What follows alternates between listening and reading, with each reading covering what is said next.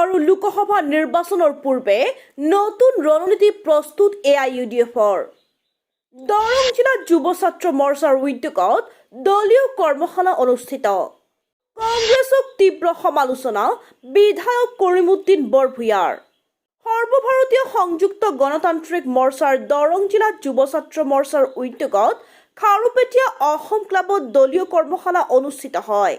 আগন্তুক পঞ্চায়ত নিৰ্বাচন আৰু লোকসভা নিৰ্বাচনৰ প্ৰতি লক্ষ্য ৰাখি দলীয় সাংগঠনিক ভেটি শক্তিশালী কৰিবলৈ কৰ্মশালাৰ আয়োজন কৰা হয়। উক্ত সভাত উপস্থিত থাকে সোণাই সমষ্টিৰ বিধায়ক কৰিমুদ্দিন বৰভূঞা, চেঙা সমষ্টিৰ বিধায়ক আশ্ৰাফুল হুছেইন, বিধায়ক মজিবুৰ ৰহমান, AIUDFৰ যুৱ মৰ্চাৰ সভাপতি জেহেৰুল ইছলাম বাদশ্বাহ, নাছিমউদ্দিন আহমেদৰ উপৰিও প্ৰায় 5 শতাধিক বিভিন্ন পৰ্যায়ৰ নেতাকৰ্মী। সভাখনত কৰিমুদ্দিন বৰভূঞাই সাংগঠনিক দিশ কেনেকৈ শক্তিশালী কৰিব লাগিব তাৰ ওপৰত আলোকপাত কৰে। ইফালে আশ্ৰাফুল হুছেইনে ছ'চিয়েল মিডিয়াৰ ওপৰত বিতংভাৱে আলোচনা আগবঢ়ায়। Bureau' report, prime news. হয়, আমি আজি দলীয় কৰ্মী সভা পাতিছিলোঁ। All a kind of review বুলি ক'ব পাৰে।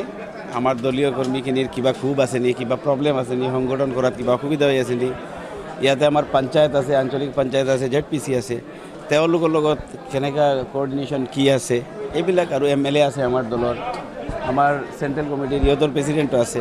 এই ডিষ্ট্ৰিক্টৰ এটা ইম্পৰ্টেণ্ট ডিষ্ট্ৰিক্ট। এই ডিষ্ট্ৰিক্টৰ মানুহ সদায় মৰণবদল আজমল চাহাবৰ লগত থাকে। তো মাজে মাজে আমি খা খবৰ ল'ব লাগে, এটা আমাৰ দায়িত্ব।